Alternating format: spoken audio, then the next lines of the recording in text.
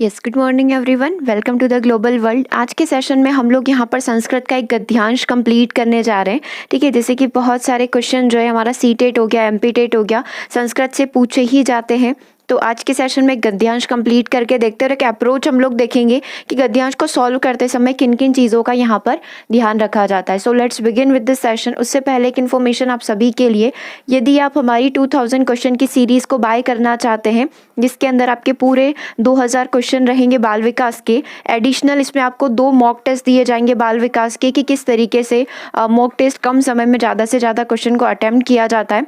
यहाँ पर साइकोलॉजी के कुछ नोट्स रहेंगे, कुछ क्वेश्चन रहेंगे मनोविज्ञान के, और साथ ही ग्लोसरी रहेगी, एक डिक्शनरी टाइप वर्ड्स रहेंगे। जैसे कि हम लोग देखते हैं हमारा जो साइकोलॉजी आता है उसमें बहुत सारे टफ वर्ड्स होते हैं जो एक बार पढ़ने पर समझ नहीं आते हैं, तो उनका शॉर्ट डिस्क्रिप्शन यहाँ पर दिया हुआ है। यदि आप इस सीरीज़ को बाय करना चाहते हैं तो डिस्क्रिप्शन में दिए गए नंबर पर जाकर आप हमसे कांटेक्ट कर सकते हैं और व्हाट्सएप के थ्रू ही आप इस पीडीएफ को प्राप्त कर सकते हो। और यदि हार्ड कॉपी आप अपने घर मंगवाना चाहते हैं तो ये सुविधा भी अवेलेबल है, आप इसे मंगवा सकते हैं। चलिए, पैराग्राफ आपकी स्क्रीन पर आ चुका है, अपठित गद्यांश आपकी स्क्रीन पर आ चुका है। ठीक है, इस गद्यांश को पहले हम लोग पढ़ेंगे, एक बार जस्ट एक आइडिया निकाल लेते हैं कि ये जो गद्यांश है ये किस बारे में, देन हम लोग इसके क्वेश्चन करना स्टार्ट करेंगे। तो सबसे पहले पढ़िए, वृद्धः पिता स्वपुत्रान् कृषिकर्मण संचालयान् भूयो भूयो प्रेरयति किंतु सर्वे अपि अलसाः पुत्रा न श्रवणन्ति एकदा स वार्धक्यजनितेन रोगेण ग्रस्तः शय्यासीनो जातः सः कलह्यमानेषु पुत्रेषु असङ्गठबद्धतायाः महत्त्वं बोधनायाम् उपायचिन्तनं सर्वानपि पुत्रान् आह्वयं स एकस्मै सुबद्धं दण्डचतुष्टयं दत्त्वा अवदत् त्वमेन भञ्जय स कथमपि भगन्तुं नाक्ष्णोति तदा अपरपुत्र तथैव आदिष्टः सोऽपि तद्दण्डचतुष्टयं भङ्गतु समर्थो न जातः। इयमेव दशा अपरद्वयोः पुत्रयोः अपि अभवत्। तदा वृद्धपिता सुबद्धं दण्डचतुष्टयं निर्बद्ध एक एक दंड पुत्रेभ्यः दत्तवान। चलो, इतना पैराग्राफ हमने पढ़ लिया है, इतना ही बड़ा और है। ठीक है, 2 यहाँ पर स्लाइड्स है इसकी, एक ये इतना है और एक ये इतना है। तो देखो, इतना सा पढ़ने पर क्या कुछ समझ में आया, क्या कुछ सेंटेंस बन पाया, क्या आपके मन में इसकी इमेज आ पाई कि आखिर ये क्या है। देखो, ये जो कहानी है ये आपने बचपन से बहुत बार पढ़ी है। हमने अनेकता में एकता की भावना जब टीचर हमें सिखाते हैं, जब अध्यापक हमें सिखाता है, तब वो बताता है कि लकड़ी को जब बंच गुच्छे में रखा जाता है तो उसको तोड़ना मुश्किल होता है, लेकिन यदि वही लकड़ी एक एक करके हमारे सामने आती है तो हम लोग उसको तोड़ सकते हैं। याद आ रहा है कुछ वही वाला पैराग्राफ यहाँ पर आपको संस्कृत में दिया गया है, उसको थोड़ा सा कन्वर्ट करके पुत्रों और पिता के माध्यम से बताया गया है। इसका हम लोग हिंदी अनुवाद सीख लेते हैं। वृद्धः पिता स्वपुत्रान् कृषिकर्मण संचालनाय भूयो भूय प्रेरयति। क्या बोला गया? वृद्ध पिता जो है अपने पुत्रों को कृषि कार्य करने के लिए बार बार भूयो भूयो मतलब बार बार जो है प्रेरित करता है। कृषि कार्य का संचालन मतलब कृषि कार्य वो करे, कृषि करे, तो उसके लिए बार बार अपने पुत्रों को प्रेरित करता है। किंतु सर्वे अपि अलसा पुत्रा न श्रवणन्ति, लेकिन उसके जो सारे आलसी पुत्र हैं वो नहीं सुनते हैं। ठीक है, एकदा फिर क्या बताया जाता है, देखो, एकदा स वार्धक्य जनितेन रोगेण ग्रस्त शय्यासीनो जात। एक बार क्या होता है, अपनी वृद्धावस्था के कारण वो जो वृद्ध व्यक्ति है, जो वृद्ध पिता है, वो क्या कर लेता है, बिस्तर पर आ जाता है। शय्यासीनो जात मतलब कि बीमार हो जाता है, तो बिस्तर पर आ जाता है। अब खेत का क्या होगा, आगे पढ़ते हैं। सह कलहाय मानेषु पुत्रेषु संगठबद्धतया महत्वम बोधनाय उपाय चिंतनम। फिर वो क्या करता है, वो सोचता है कि मैं अपने पुत्रों को संगठित होना, संगठितबद्ध होना कैसे सिखा सकता हूँ। तो इसका उपाय सोचने लग जाता है कि आखिर मैं ऐसा कैसे कर सकता हूँ। ठीक है, फिर क्या दिया हुआ है यहाँ पर, देखो, सर्वानपि पुत्राय आहूयम स एकस्मै सुबद्ध दंड चतुष्टाय दत्वा अवदत् त्वमेन भंजय। अब वो क्या करते हैं, अपने सारे पुत्रों को एक एक करके सारे पुत्रों को बुलाते हैं। ठीक है, और उसमें क्या करते हैं, एकस्मै सुबद्ध दंड चतुष्टय दत्वा अवदत् त्वमेन भंजय, उसमें से एक पुत्र, सारे पुत्रों को बुलाया। सर्वानपि पुत्रान आहुई, आहुई मतलब उनको सबको बुलाया। उसमें से एक पुत्र को बोला कि ये जो दंड चतुष्टय मतलब 4 लकड़ियों का जो समूह है, क्योंकि पुत्र 4 है तो उन्होंने क्या करा, 4 लकड़ियों का एक समूह बनाया, गुच्छा बनाया, उसको बांध दिया। सुबद्ध एकस्मै सुबद्धम दंड चतुष्टय दत्वा अवदत् त्वमेन भंजय। यहाँ पर क्या लिखा हुआ है कि अब इसको तुम तोड़ो। पहले वाले पुत्र को क्या बोला, त्वमेन भंजय। भंजय का मतलब होता है तुम इसको तोड़कर दिखाओ। 4 लकड़ियों का एक गुच्छा बना दिया इस तरीके से, ठीक है, 4 लकड़ियों का गुच्छा इस तरीके से बन गया और इसको बोला कि अब तुम तोड़कर दिखाओ, ठीक है। स कथमपि भगंतु नाशक्नोत, मतलब वो जो बोलने पर वो नहीं तोड़ पाया। नाशक्नोत मतलब भगंतु मतलब उसका विभाजन करना, उससे नहीं हो पाया, ठीक है, उस पहले वाले पुत्र से नहीं हो पाया। फिर क्या होता है, तदा अपर पुत्र तथैव आदिष्ट, तब क्या करते वो अपने दूसरे पुत्र को आदेश देते कि तुम ऐसा करो। सो अपि तद्दंड चतुष्टय भगंतुम समर्थो न जात। इस प्रकार एक के बाद एक करके वो अपने चारों पुत्रों को इस प्रकार का आदेश देते, लेकिन चारों ही पुत्र जो है यहाँ पर उस लकड़ी का जो गुच्छा है उसको भंजित नहीं कर पाते हैं, उसको तोड़ नहीं पाते, उसको पूरी तरीके से जैसे ब्रेक करने वाली बात होती है लकड़ियों को तोड़ना, वो काम यहाँ पर उस दंड का नहीं कर पाते हैं, ठीक है। इयमेव दशा अपर द्वयो पुत्रयो अपि अभवत, वही चीज़ें कि अलग अलग पुत्रों पर ये बात की गई। सबसे पहले पहले पुत्र को बुलाया, फिर अपर यानी दूसरे पुत्र को बुलाया। इसी तरीके से सारे पुत्रों के ऊपर उन्होंने सेम उनको बोला कि आप इस लकड़ी जो है, इस लकड़ी का जो पूरा ये गुच्छा बना हुआ है इसको तोड़िए, ठीक है, तो नहीं कर पाते हैं। दंड चतुष्टय मतलब 4 लकड़ियों का जो समूह उन्होंने बनाया था उसको नहीं तोड़ पाते हैं। देखो फिर आगे क्या होता है, आगे पढ़ते हैं। देखो इसके आगे की कहानी हम लोग यहाँ पर देख रहे हैं। तदा वृद्ध पिता सुबद्ध दंड चतुष्टय निर्बद्ध एकम दंड पुत्रेभ्य दत्तवान। उसके बाद क्या होता है, उसके बाद जब उनके बच्चे जो हैं उस लकड़ी के जो ग्रुप है उसको नहीं तोड़ पाते हैं, उस समूह को नहीं तोड़ पाते हैं, तो फिर क्या करते हैं, वृद्ध पिता जो है सुबद्धम दंड चतुष्टय, जो बहुत अच्छी तरीके से बंधा हुआ लकड़ी का जो बंच था, जो गुच्छा था, उसको निर्बद्ध कर देते हैं। निर्बद्ध कर देते हैं मतलब अलग अलग कर देते हैं। अब वो 4 लकड़ी का जो एक बंच बना हुआ था उसको एक एक लकड़ी के अंदर डिवाइड कर देते हैं। एक एक दंडम पुत्रेभ्य दत्तवान, अब हर एक दंड को, दंड मतलब लकड़ी, हर एक लकड़ी को अपने एक एक पुत्र को थमा देते हैं। ये लकड़ी तुम्हारी, ये तुम्हारी, ये तुम्हारी और ये तुम्हारी, ठीक है। अब क्या होता है आगे आप सभी को पता है, लेकिन फिर भी हम लोग यहाँ पर संस्कृत में पढ़ेंगे। आगे क्या होगा, तम दंडम चोटयितुं स सर्वानपि आदिष्टवान् सर्वे पुत्रा स्वस्य हस्तस्थितं दंडम भगंतुम समर्था अव्वन।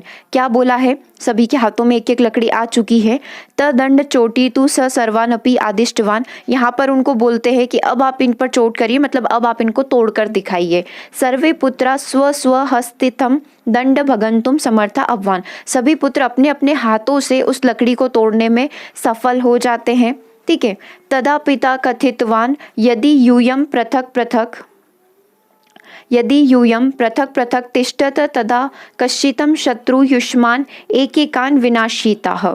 क्या समझ में आया, तदा पिता जो है कथितवान, तब पिता कहते हैं कि यदि तुम पृथक पृथक तिष्ठत तदा कश्चित, यदि तुम ऐसे पृथक पृथक रहोगे, यदि तुम इसी तरीके से अलग अलग रहोगे, संगठित होकर नहीं रहोगे, तो कोई भी शत्रु जो है तुम्हारा विनाश कर सकता है, ठीक है। ये उसके लिए बहुत आसान हो जाएगा। जैसे कि यहाँ पर तुमने दंड को अलग अलग करके तोड़ दिया, वैसे ही तुम यदि अलग अलग रहे चारों, तो कोई भी शत्रु तुम्हारा आकर विनाश कर सकता है, ठीक है। फिर क्या बोला है, यदि यूयम, यदि तुम सब सर्वे मिलित्वा सुबद्धा तिष्ठत तदा को अति बाह्यजन युष्मान विनाशेतु समर्थम न भविष्यति। लेकिन यदि तुम सब साथ में मिलकर रहते हो तो कोई भी बाहरी व्यक्ति या कोई भी बाह्यजन जो है तुम्हारा विनाश नहीं कर सकता है, विनाश करने में वो कभी भी समर्थ नहीं होगा, ठीक है। उसके बाद क्या बोला गया है, देखो उसके बाद तस्मात् दिवसात् सर्वे अपि चत्वार पुत्रा, उस दिवस के बाद ये चारों पुत्र स्व स्व विचारान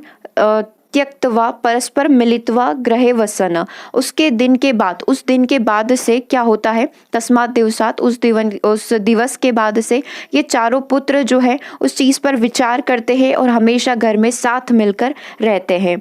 पितरम च सेवया स्वस्थम अकुर्वन, पिता के स्वास्थ्य को ठीक करने के लिए वो उनकी सेवा करते रहते हैं, ठीक है, तो ये पूरा पैराग्राफ कंप्लीट हो गया। आई थिंक आपको हिंदी में पहले से पता था, तो संस्कृत में आपको कन्वर्ट करना बहुत ज़्यादा आसान ये हो गया होगा।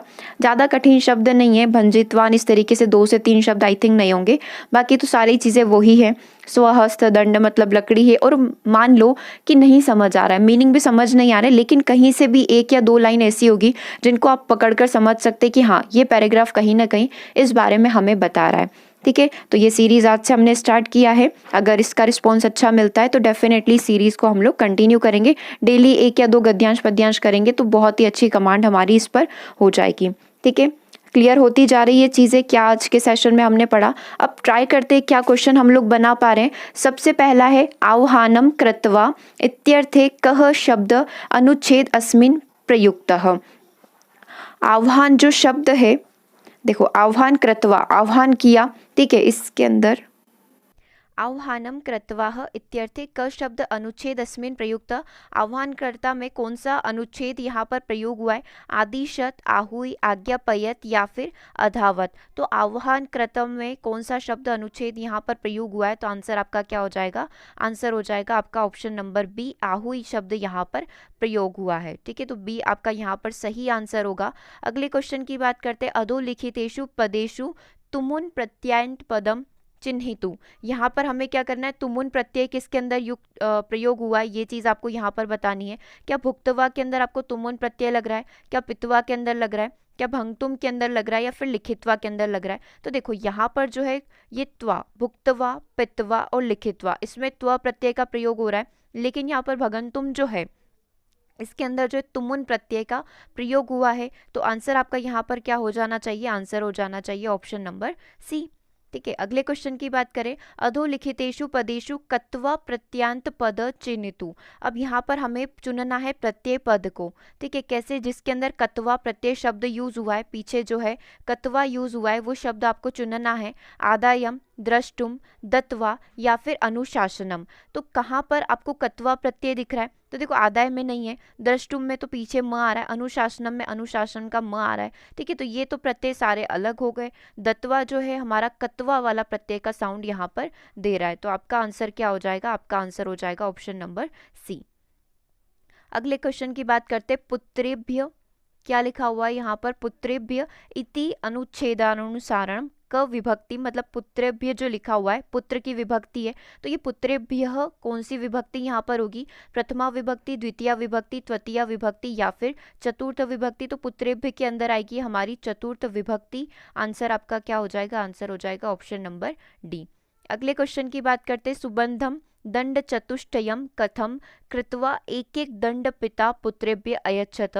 सुबंध दंड चतुष्टयम मतलब कि अच्छे तरीके से, जो सुबद्ध तरीके से जो लकड़ी का जो बंच बना हुआ था, लकड़ी का जो गुच्छा बना हुआ था, क्या करके एक एक दंड पिता पुत्रेभ्य अयच्छत, मतलब जो अच्छे से लकड़ी का जो बंच बना हुआ था उसको क्या करके अपने पिता जो बच्चे थे, 4 बच्चे, उनके पिता ने उसके पुत्र को दिया।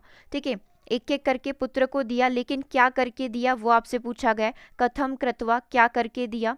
अच्छे लकड़ी का जो बंच था, जो पूरा गुच्छा बना हुआ था, उसको एक एक करके पुत्र को दिया गया। निर्बध्य करके दिया गया, त्वग परवाय करके दिया गया, जलेन अभिसंचय करके दिया गया, फिर निरंजनम कृत्वा।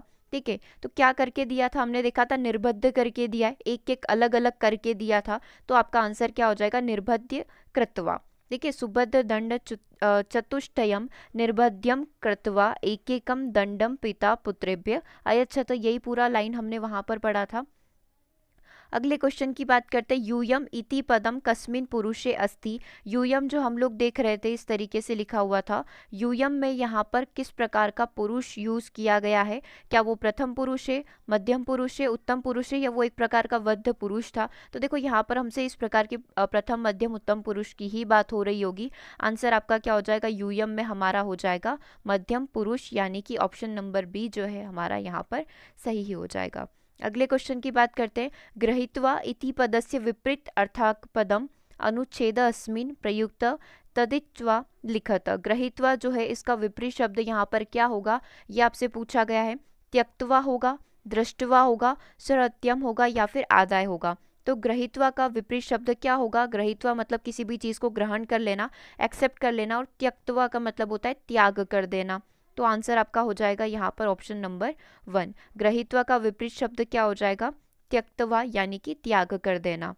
चलिए लास्ट क्वेश्चन है, स्वपुत्रान भूयो भूयः क प्रेरयति। अपने पुत्रों को बार बार कौन प्रेरित कर रहा था? भूयो भूय का मतलब क्या होता है कि बार बार। ठीक है, कौन प्रेरित कर रहा था?